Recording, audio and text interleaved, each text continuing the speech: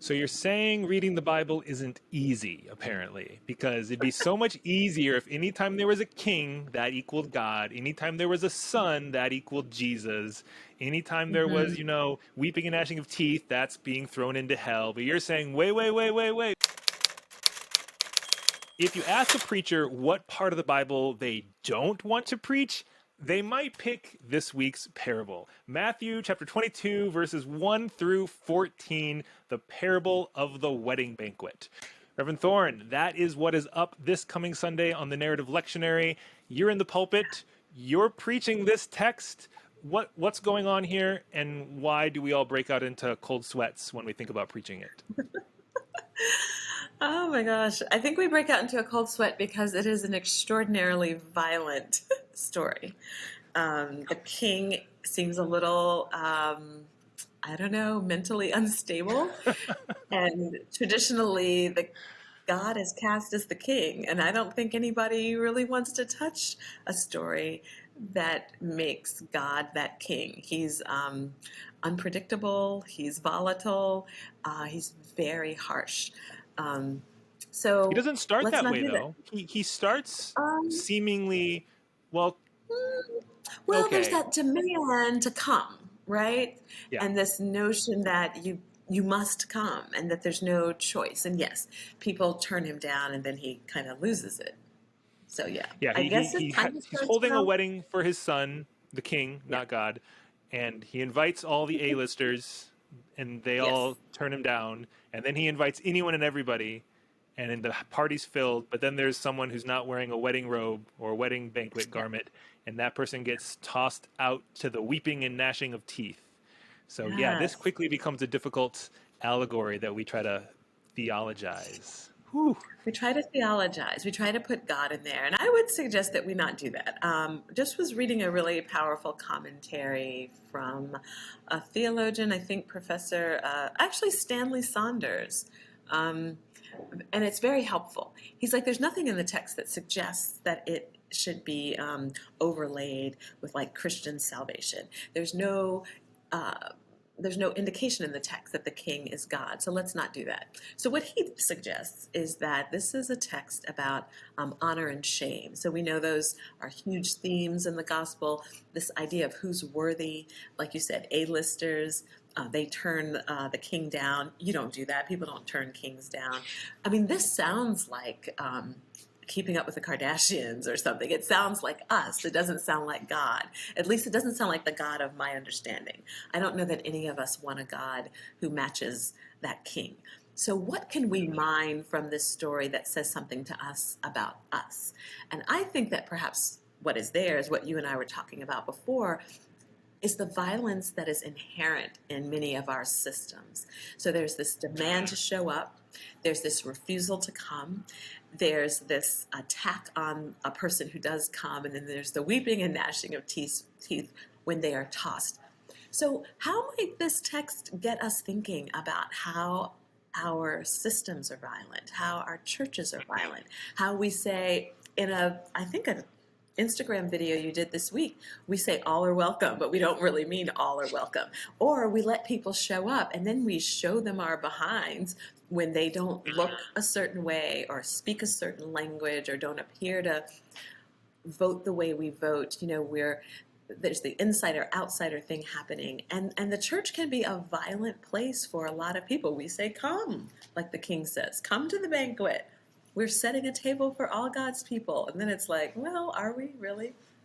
I wonder if it's our casual casting of God as this violent king that permits our systems and cultures that perpetuate violence.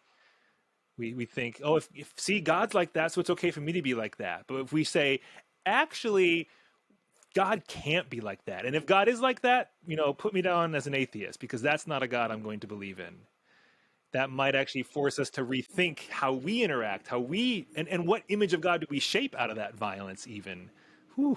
Absolutely. And we have heard people say that if the God of our understanding looks a lot like us, then we've probably made God in our own image. And this might be one of those moments, one of those actually really lovely moments where the biblical writers have let something seep into the text that reflects their humanity. You know, we are vindictive and violent like that. And it's like, oh, we'll just make that God. Well, actually, that's you, or that's us. That's not God.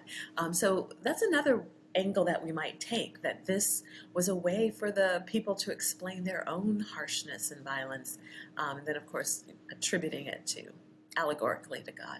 So you're saying reading the Bible isn't easy, apparently, because it'd be so much easier if anytime there was a king, that equaled God. Anytime there was a son, that equaled Jesus.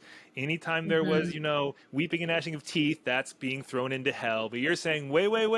We can't just do these categorical assumptions when we approach, like, that's bringing so much of an implicit bias to the text and assuming I know all the answers before I even let the questions rise to the surface. Whew. Right, right. Well, I think we need to ask those questions. Do we want that king to be God? Is that the God we want to encounter on a daily basis, or, you know, in the great by and by? I don't think so. So, what are some questions we can ask that would get at something helpful? You know, what is the Spirit trying to say to us in this story?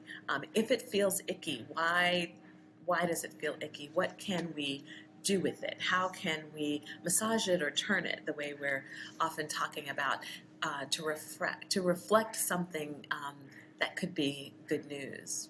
Yeah.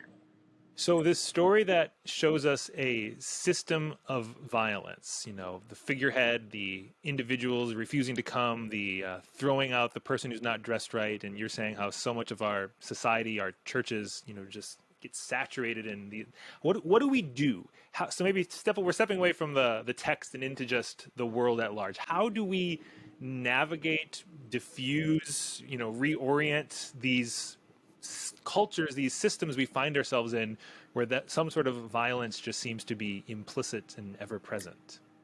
Ah, such a good question. I think it's helpful to perhaps let this text pull apart some of the ways that we do church and some of the ways that we be church.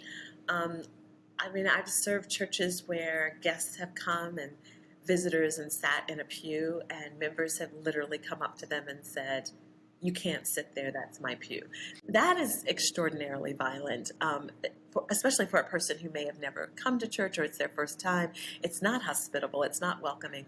And so I think this text perhaps invites us to think a little bit about how the church is the wedding feast, or how the king is the church, and the ways that we honor and shame people, the way that we have and maintain insider-outsider status. People talk a lot about, you know, the liturgy. If you didn't grow up in a church and you show up at a church, you might be weeping and gnashing your teeth. It's like, what hymn number what? How do I find the Old Testament book of Micah? Who's Micah? My cousin's name is Micah. You know, there's just so many ways that people, you can feel ashamed in a church because you just don't speak the language. People are talking about hermeneutics and also calling each other by first name. And if you're there, if you've never been there, and they're like, yeah, if you want to go on the retreat next month, talk to Jim. It's like, who's Jim? Right? Who? So it's like, you don't belong here. You're not worthy. So Yeah. I think there's a lot in there for us to think about, decoding. Because then, I like the way you're framing yeah, this too, because it people would often say violence is this like bam bam, you know, football player hitting, but no, violence is any culture or condition or community that isn't embodying that sort of right, hospitable welcome. It's the posture of you're in my seat. It's the assumption that you need to know all the insider lingo to right, fit in here, and especially over time, those become enough mosquito bites that just starts to draw blood and does something yeah. to a person or numbs them in a way that they're not. Right, Yeah, that. right. Whew, And I'll say too, okay. you know, I think the research says that people know within 5 seconds of visiting a church whether they're coming back or not. So that warmth needs to be there. And finally, I want to add this part. You know, Ash Wednesday, we had that text about centering the children. we are extraordinarily violent to children in worship on Sundays. Mm. That space is not built for them. And we've literally experienced people saying to children, this space isn't for you.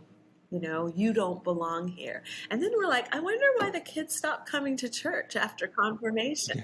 Um, one of the things about our church, and I imagine others, these churches were built hundreds of years ago with, beautiful architecture. We have marble floors. So if you're a toddler or you're like unstable on your legs, that is not a friendly space. We put our kids Yeah. down in the pews. The little pew racks are right at the height of their heads. They get dinged in the head. Bam. They need open space. They need like a carpet. They need some pillows. They need some music that they can move to and sing to. I think we need to be thinking about, when we're thinking about diversity, thinking about children and whether there is at least one song on the buffet of what we offer that is friendly to elementary school kids. I don't know if it's like you sang the Hokey Pokey in your sermon one Sunday. That is welcoming, and that is generous, and that is hospitable. And children get left out of our planning and our thinking. I'm learning as a dad of 2 young kids that, sometimes my boys don't want to eat quinoa and gnocchi or roasted tofu, but the whole family will eat mac and cheese, and we Yes. all love it. So we don't do mac and cheese for every meal, but there's times like, what is the thing we can all eat together? Or even if my kids aren't going to eat this, what am I making with them specifically in mind that I know they will love and enjoy? So they have a seat at the table and they're nourished and filled and fed, and Yeah. we all are. Yeah. Yeah. I think that's the message. And I think this parable invites us into that conversation. So how do we call people into the meal and let it be okay that they wear what they wear and like to eat what they like to eat and vote for who they vote for, but still can come to the table because we've planned for all tastes. Yeah. Well, okay. So preachers, good luck on this sermon. Your task has been set, and you too, Reverend Thorne, Yeah. good luck on I this could have taken sermon. this Sunday You're off. gonna solve all the problems. Yeah. Come on, this is the sermon that can solve every problem in the We'll whole see. church, right? It's We'll just see. one and done. No. This might get us. This is one of those opportunities, and I love even framing it this way. This particular text invites the preacher to have an opportunity to kind of shift those conversations in ways that they always need to be shifted, but you don't always know how to even approach it. And I think a text like this and the way we've talked about it just might open up some things that need to be uncovered and discussed in so many contexts. So can't wait to see what everyone does. I'll be watching the World of Sermons this weekend to see what they do, and obviously I'll be watching what you do at Riverside. So everyone enjoying this, you know the drill. Questions, comments, ideas, put them in a comment. We want to learn from one another, share your best ideas, borrow this for Bible studies. A friend of ours, their church is using these videos for their 3rd to 6th grade Sunday school class. I don't think the kids watch it. I think the teachers watch it, and it gives them ideas. Nice.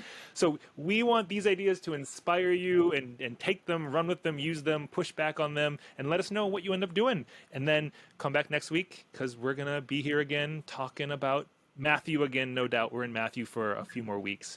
And we will see you on the next one.